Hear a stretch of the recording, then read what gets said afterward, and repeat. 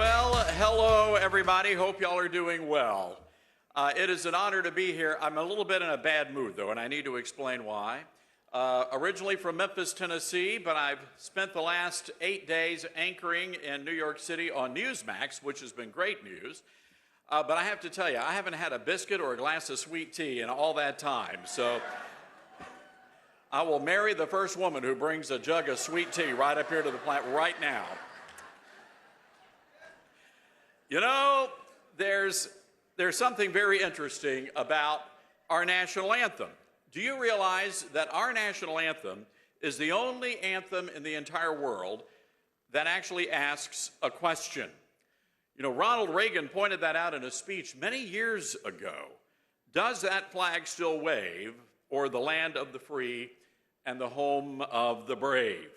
I believe it's an appropriate question for us to ask during this great American experiment where freedom is not passed along to our children in the bloodstream.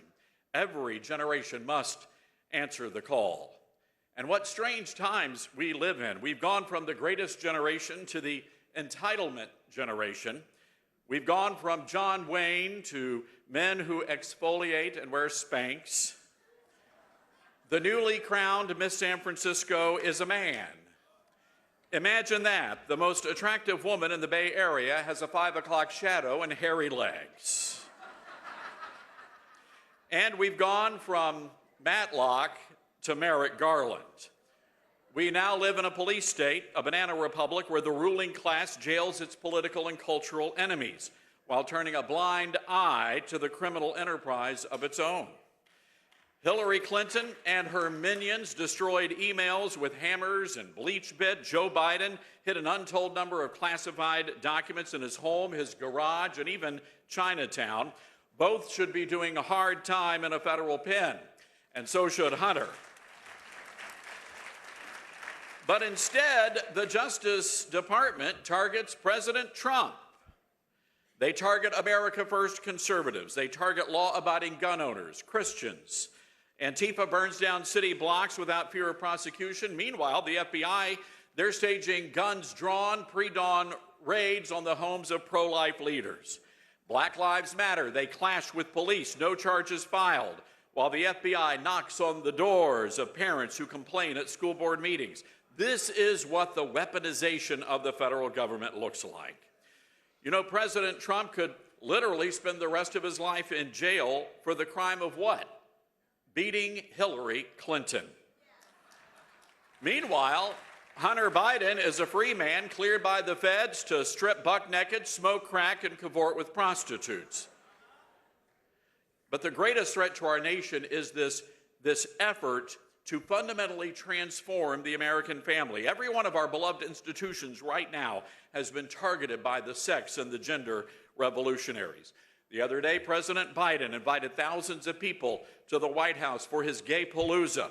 Transgender activists disrobed in front of children, a transgender flag draped over the balcony, a clear violation of the U.S. flag code. But understand this, ladies and gentlemen, Joe Biden and the progressives pledge allegiance to that flag and not the Star-Spangled Banner.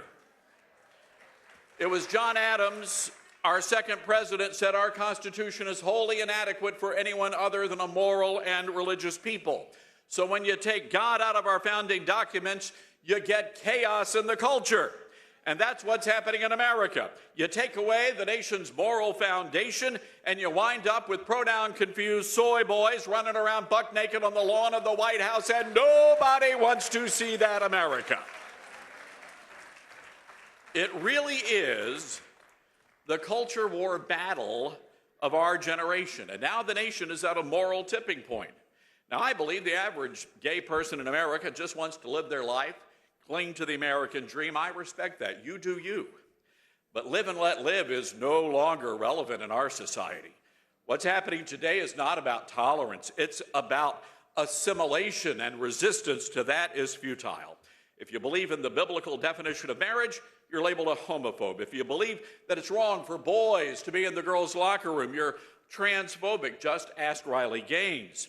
Disagree with the alphabet activists, they will destroy you. Just ask Anthony Bass of the Toronto Blue Jays, now labeled anti-queer and on the unemployment line.